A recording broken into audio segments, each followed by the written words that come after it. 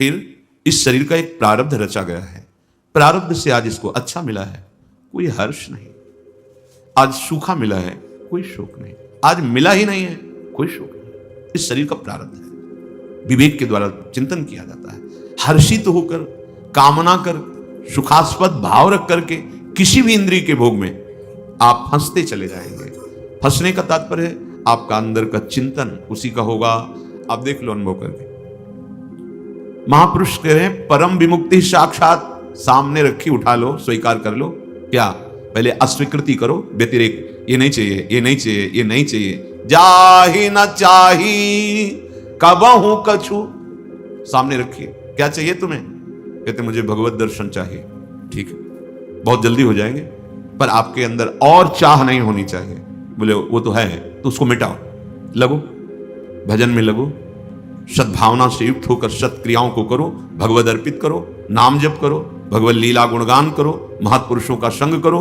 अन्य चाह जिस दिन मिटा दी तो ये प्रश्न खत्म हो जाएगा कि भगवान है कि नहीं है, और भगवान है तो कैसे हैं, उनकी प्राप्ति कैसे, ये सब खत्म हो जाएगा।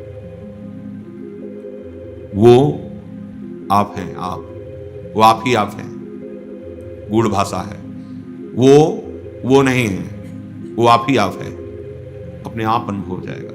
बहुत बहुत सुलझ करके हमारी बात जो हृदय की है उसे समझो। एकमात्र मन से निरपेक्ष होना है।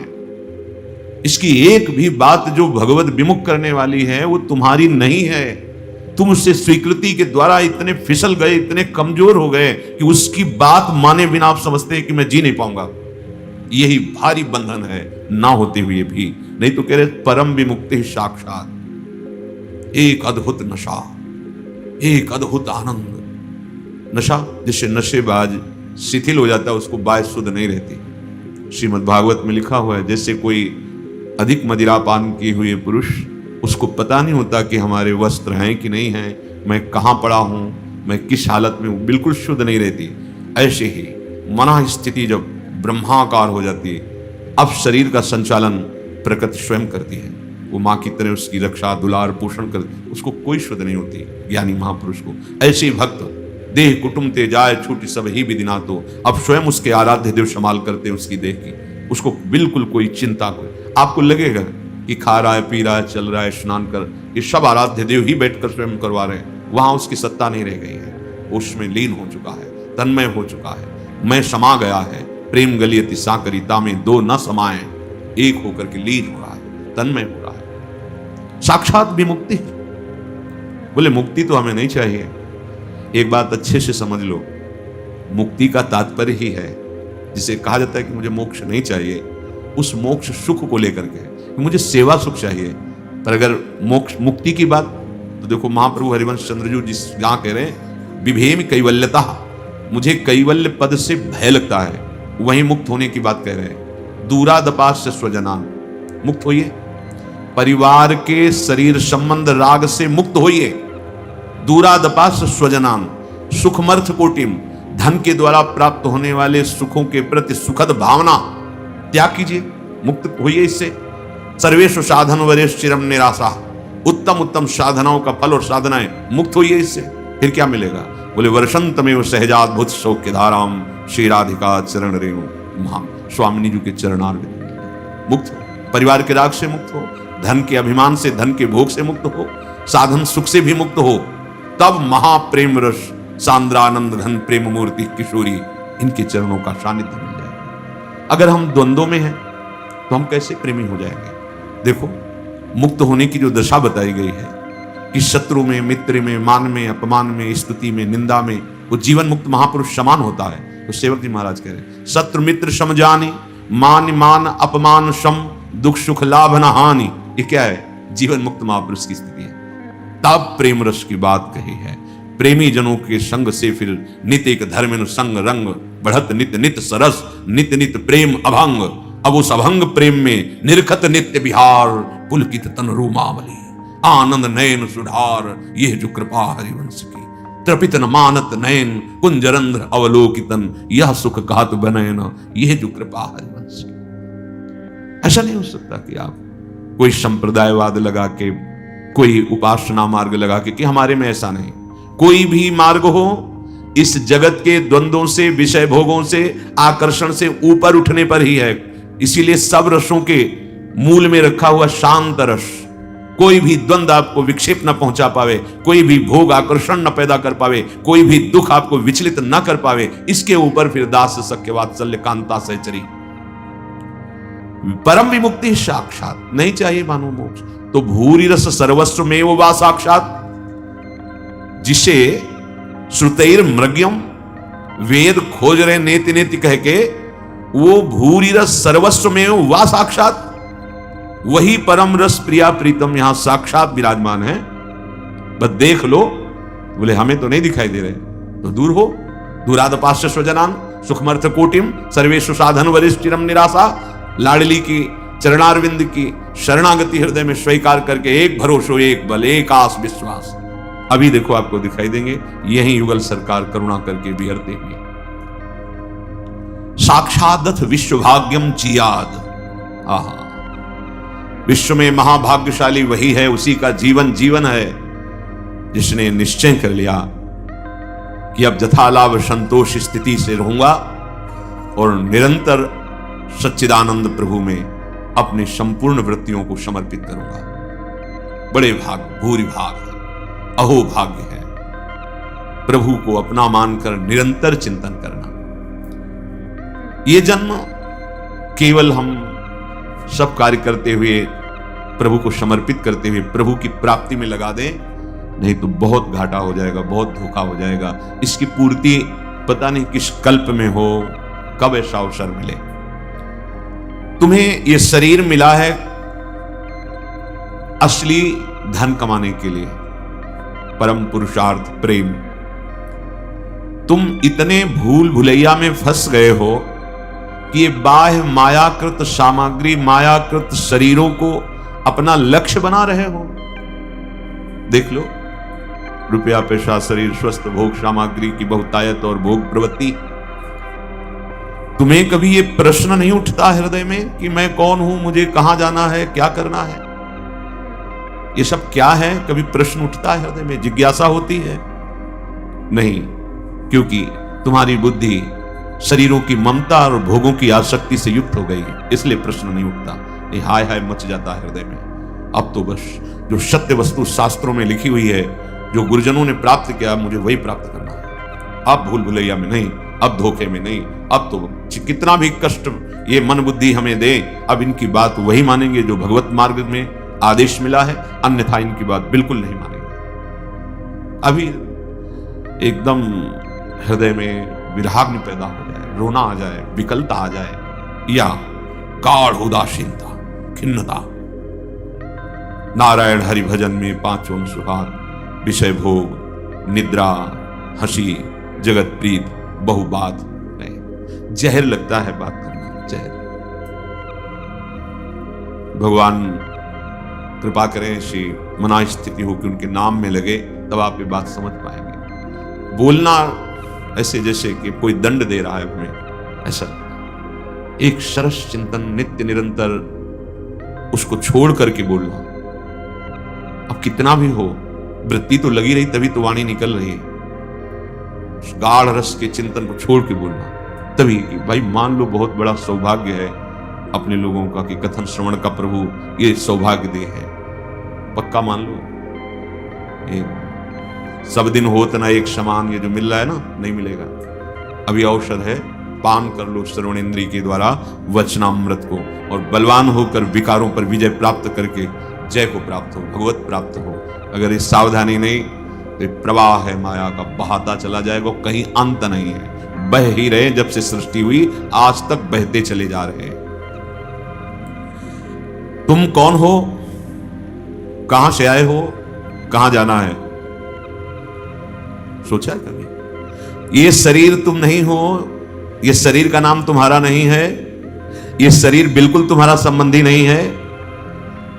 तुम कितने आसक्त हो इस पे, इस शरीर को कोई फर्क नहीं पड़ता, ये अपनी ही गति को जाएगा, तुमसे बिल्कुल प्यार नहीं करता, जड़ है ये शरीर।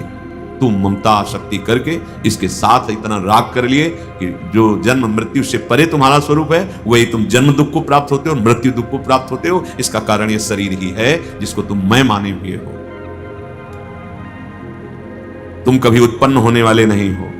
हाँ, सच्ची बात, सच्ची। तुम कभी मरने वाले नहीं हो, तुम्हें कोई दुख छू नहीं सकता। तुम ऐसे हो, भूल गए, ये भूल गए। ऐसे ही भूल गए जैसे स्थूल शरीर सैया में पड़ा हुआ, स्वप्न में चाकू चल रही है और आप चिल्ला रहे हो, कुछ नहीं, एक भी खरोच तुम्हारे शरीर में नहीं, और वहां खून खच्चर सब दिखाई दे रहा है, और जगह तो कोई घाव नहीं, कोई कुछ नहीं।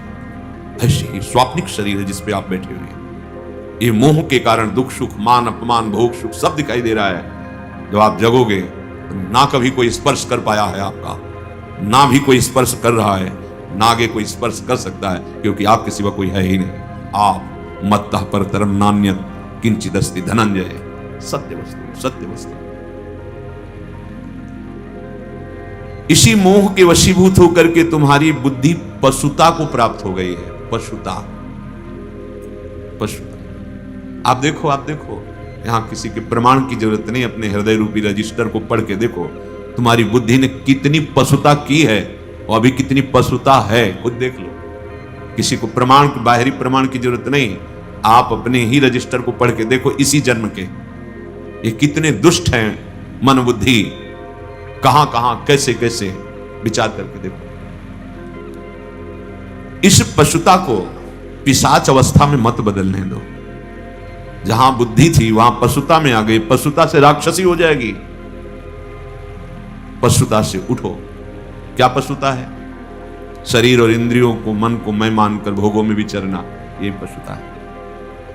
कर्तृत्व भोक्तत्व भाव, यही मूढ़ता है। अहंकार विमूढ़ात्मा कर्ता हमिति मन्यते, मैंने ऐसे किया, मैंने ऐसा भोगा, मैं ऐसा भोगूंगा, मैं ऐसा करूंगा, यही मूढ़ता, यही पशुता है। तुम्हारी ये स्थिति तुम्हारे भविष्य का निर्माण कर रही है, अगली योनि का। अगर पशुता नहीं छोड़ा तो राक्षसी बुद्धि बढ़ जाएगी और अंधकार, अनंत नरक में, दुख में, मृत्यु में तुम्हारा अगला हिसाब होगा। जो सिद्धांत है उसमें किसी की कोई भी चालबाजी नहीं चलती। यहां मृत्यु लोक में भले तुम चालबाजी चला लो, भगवान के विधान में नहीं, क्योंकि वो सर्वसाक्षी एक एक सेकंड की तुम्हारी बात देख रहा है। बढ़िया अवसर मिला है, अभी चेत जाओ तो तुम अपना उद्धार कर सकते हो। अभी सावधान हो जाओ तो विनाश के गर्त में गिरने से अपने को बचा सकते हो। तुम भगवान के अंश हो, परमात्मा के स्वरूप हो। संसार के बड़े से बड़े भोग तुम्हें मिल जाए तो भी तुम शांत और सुखी नहीं हो सकते। महापुरुषों के वचन है, मानिए। तुम एक विलक्षण सुख की चाह लेकर देख लो, एक विलक्षण आनंद की। कितना भी भोगी हो उसको होता है, चाहे कुछ क्षण के लिए हो, अब नहीं, पर वो रास्ता उसको पता नहीं सच्चे सुख का, तो फिर उसी मलिन सुखों में तुम एक विलक्षण सुख की भोगता हो। ये भौतिक सुखों की नहीं, समझ ही नहीं पा रहे। तुम्हारा बड़ा अनुपम सुख है, उसको उदाहरण में नहीं दिया जा सकता। उपमा रहित हो तुम। तुम्हारा जो सुख की मांग है वो उपमा रहित है। उपमा रहित कौन है? भगवान। उपमा रहित कौन है? आत्मानंद। ये विषयानंद तुम्हारा विषय नहीं है। संसार के किसी भी सुख के लिए अपने इस परमानंद में, परमार्थ मार्ग में थोड़ी भी बाधा बर्दाश्त मत करो। ध्यान से सुनो, तुम्हें एक अनुपम सुख चाहिए, अनुपम शांति चाहिए, एक विलक्षण आनंद की तुम भोक्ता, क्योंकि तुम्हारा स्वरूप ही है आनंद। अब इधर जो तुम भोक्ता बनकर उस सुख को खोज रहे हो, नहीं है। अब तुम्हें जो परमार्थ मार्ग मिला है, तो कह रहे हैं अपने परमार्थ मार्ग में परमार्थ सुख की जरा भी बाधा को बर्दाश्त मत करो। अगर बर्दाश्त करोगे, चलेगा इतना तो वो गिराता चला जाएगा यार। नहीं, सावधान हो जाओ। बिना दंड के ये सुधरने वाले नहीं है, प्यार से सुधरने वाले। सुधर जाए, बढ़िया समझ लो। और अगर आप अपने को भोक्ता मानकर इनको थोड़ा भी परमार्थ बाधक बातों में सपोर्ट देंगे, ये आपको गिरा देंगे। बहुत फिसलन वाला मार्ग है, बहुत फिसलन, बहुत संभाल संभाल के, बहुत कदम दृढ़ रखते हुए चलना है। बाधा बर्दाश्त नहीं करनी। अरे जहां त्रिभुवन की राज्य लक्ष्मी देने पर भी आधे पल के लिए भगवत विस्मरण नहीं होना, उस मार्ग के तुम पथिक हो। तुम घंटों बात कर रहे हो व्यर्थ की बात, हंसी मजाक की बात, या ऐसे खान पान विषय में किसी में भी भगवत विस्मरण, मतलब रंग नहीं आ रहा तुम्हारी साधना में, तुम्हारे मार्ग में। किसी भी हालत में इस मार्ग के पथिक में भजन की शिथिलता नहीं आनी चाहिए, किसी भी हालत में। यह अनुभव की बात करें, कभी कभी मना स्थिति इतनी अशांत स्वाभाविक हो जाती है, कुछ अच्छा नहीं लगता, भजन में भी रुचि नहीं, एक अंधेरा सा, एक घबराहट की स्थिति, जब तक भगवत साक्षात्कार की तरफ आगे नहीं, न विषय की चाह है, न भगवत चाह है, न भजन है, न किसी क्रिया में, एक अशांत स्थिति, हिलना नहीं, डरना नहीं, डरना नहीं। उस स्थिति में भी अगर जितनी बुद्धि काम कर सके, नाम को पकड़े रहो, नाम को पकड़े रहो। वो एक कोहरा आया है, अभी हट जाएगा, घबराने की जरूरत नहीं, भागकर दूसरे विषय की जरूरत नहीं है कि आप उस स्थिति से बचने के लिए कोई विषय सेवन करने लगे, कोई व्यसन करने लगे, कोई क्रिया करने लगे, नहीं। कबहू तो थोड़ो भजन, कबहू होत विशाल, मन को धीरज छुटे नहीं और गाहे न दूजी चाल। वो थोड़ी देर के लिए स्थिति हट जाएगी, फिर प्रकाश आ जाएगा। वो स्थिति में बहुत संभलने की जरूरत है। जो अच्छे उपासक हैं, कभी कभी एकदम ऐसी, कभी कभी एकदम भावात्मक स्थिति ऐसी लगता है आप तो पार हो गए, कोई विकार नहीं, कोई स्फुरणा संसार की नहीं, भजन में तन। ये अभी एक रस स्थिति नहीं आई है, ये गुण के अंतर्गत है। इस सात्विक वृत्ति जागृत हुई है, वो तामसिक वृत्ति, प्रमाद, मूढ़ता, ऐसी स्थिति, अंधकार छा रहा है अंदर में, कोई भी सात्विक स्फुरणा नहीं हो रही, घबराना नहीं, अभी त्रिगुणातीत रस नहीं मिला है, धैर्य पूर्वक आगे चलते। इसीलिए बिना सत्संग के साधक लड़खड़ा जाता है, गिर पड़ता है, क्योंकि वो ऐसी स्थिति आती, फिर उसे किसी न किसी के संग की जरूरत होती। और अगर संत संग नहीं हुआ, कुसंग हो गए तो गया, या तो असंग या भगवत व्रत का अनुष्ठान, भगवत भजन में लगे हुए उत्तम साधक या भगवत प्राप्त महात्मा, तभी हमारी बचत हो सकती है। अगर इनसे नीचे मिला तो गिर जाएंगे पक्का। वो ऐसी बात होगी, ऐसी सलाह होगी, वो गिर जाएंगे। अपने निर्दोष साधन को बिना किसी भय, संकोच, लोक लज्जा, अपने साधन में लोक लज्जा भी नहीं, हम तिलक लगाएंगे, कंठी बांधेंगे, नाम जप करेंगे, सुबह इतने बजे नहा स्नान करके बैठे, घर के परिवार के लोग या कोई बाहरी उपहार है तो भगत है या कुछ भी, न लोक लज्जा, ना कोई भय, ना कोई संकोच, अपने साधन को निर्दोष रखते हुए चले, उसे नियम कहते हैं। जो आपको नियम मिला है, दिनचर्या मिली, उसमें तुम्हें बाधा बर्दाश्त नहीं कर। हम लोग बहुत कमजोर हैं, हम हर बाधा को स्वागत पूर्वक आओ स्वीकार कर लेते हैं। भजन छूटा, सद्बुद्धि छूट रही, हम मनोरंजन में लगे। अरे भाई, यही अवसर है मन भंजन का, यही अवसर है इंद्रियों को समाहित करके भगवत स्वरूप में लगाने का। अब आप बर्दाश्त कर रहे हो विघ्न, तो आप जानो फिर क्या हो सकता है, क्योंकि आपकी स्वीकृति है। बहुत बहुत बहुत सावधानी की जरूरत। साधन में कहीं बाहरी दिखावा भी ना आ जाए, ये भी ध्यान रखें। कहीं बाहर लोगों को ये दिखाने के लिए कि हम भगत हैं, देखो अभी पहले का लज्जा नहीं, संकोच नहीं, भय नहीं, अपनी दिनचर्या बिल्कुल, वो भगवत रिझावे के लिए, जगत रिझावे के लिए नहीं। अगर कहीं आपका लक्ष्य बन गया बाहरी लोगों को दिखाना, प्रणाम नमस्कार वंदना यश कीर्ति, चार लोग, ऐसा, फिर तो असली वस्तु को नहीं प्राप्त कर पाओगे, बहुत लंबा समय नष्ट हो जाएगा।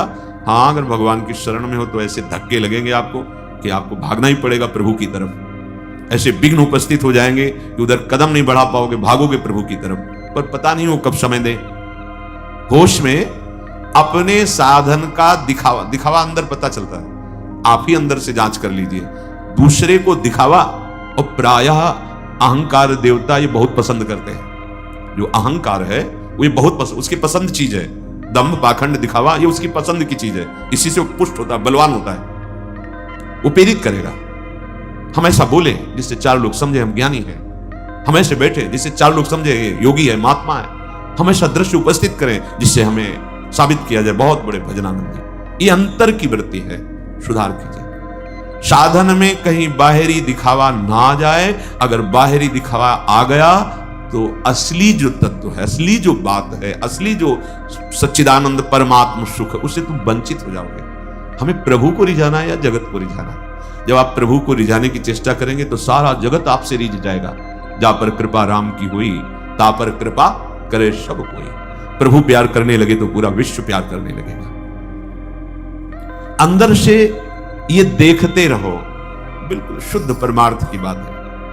अंदर से देखो, जब आप अंदर से सच्चे साधन में लगे हो, कोई बाहर से तुम्हें कोई कहे ना पाखंडी, दम्भी, दिखावा, ये वो, तो मुस्कुराहट आएगी। जब आप अंदर से दम्भ कर रहे हो, फिर तुम्हें कोई दम्भी कहेगा तो तुम गाली दोगे, लड़ जाओगे, निंदा करने लगोगे। ये पहचान है कि दम्भ है तुम्हारे अंदर, उसको बुरा लगा।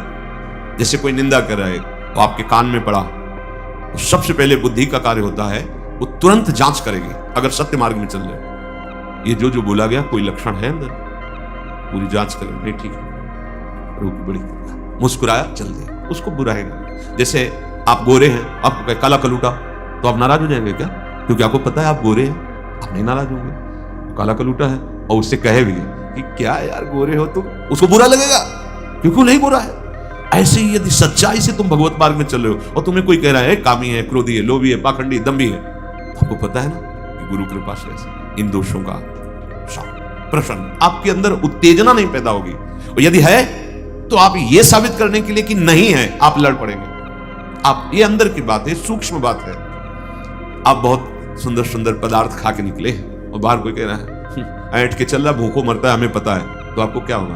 हंसी आएगी। अभी अभी तो खीर पूरी सब पाके आ रहे हैं, ये तो ऐसा बोल रहा है, अच्छा ठीक है। और आप भूखे हो कई दिनों से, ऊपर से ऐसे घी पहुंच के ऐसे चले, और लोग बहुत कहे क्या यार हलवा खा के आया है, तो छाती जलेगी कि नहीं, रोटी भी नहीं मिली तो हलवा की बात करते हैं। ठीक ऐसे ही दम्भ और सच्चाई का है। आप सच्चे भगवत मार्ग के पथिक बनेंगे। पूज्य श्रीपाद उड़िया बाबा जी महाराज कहते हैं कि जब अपनी भाषा में जैसे जो हम जानते हो बात करता है तो हमें समझ में आती है, लेकिन विदेशी भाषा में जिसे तुम्हें ज्ञान ना हो, तुम्हें बल भर गाली दे रहा हो, निंदा कर रहा हो, तो तुम क्या करोगे? पता ही नहीं वो भाषा ना, तो ऐसे सुनोगे, कुछ बोल रहा हो, चल दोगे। जब तुम्हारी भाषा में ऐसे तुम्हें गाली दे, निंदा दे और तुम चल दो, तो जान लो कि तुम सच्चाई के मार्ग में चल रहे हो।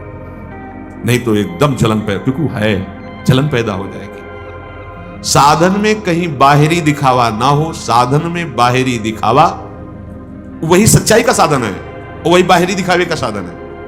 प्रियालाल का श्रृंगार कर रहे हैं, अंदर से मेरे प्रियालाल, उनका श्रृंगार उनके सुख के लिए, और दूर से खड़े होकर दर्शन करके आह्लादित हो, अंतर का भाव बदल गया, दिखावा हो गया, अंदर का भाव प्रभु के लिए साधन बन गया, भगवत प्राप्ति का साधन बन गया। अंदर से देखता रहे उपासक, कहीं बाहरी दिखावा तो कोई, बस बहुत सूक्ष्म विषय है।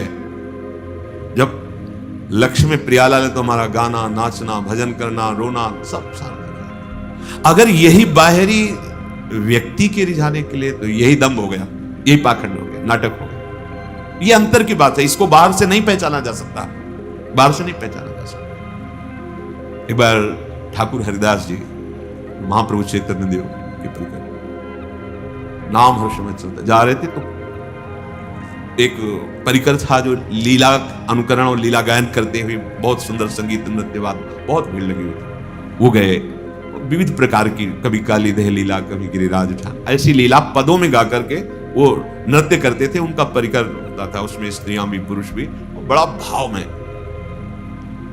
सुनते ही हुंकार भरी मूर्छित होकर गिर, हाँ अब तो ऊपर दर्ज ले रहे हैं, सब प्रणाम कर, जो देखना कि बहुत अच्छा। एक और भी खड़े थे, तो अब वो भी वैसे ही, उसने देखा तो जिससे ढोल बजा रहा था, जो एक दो छूट के भाग पड़े। लोगों ने पूछा आप ऐसे क्यों किए? बोले ये वास्तविक स्वरूप स्थिति में, और ये इनका नाटक कर रहे थे।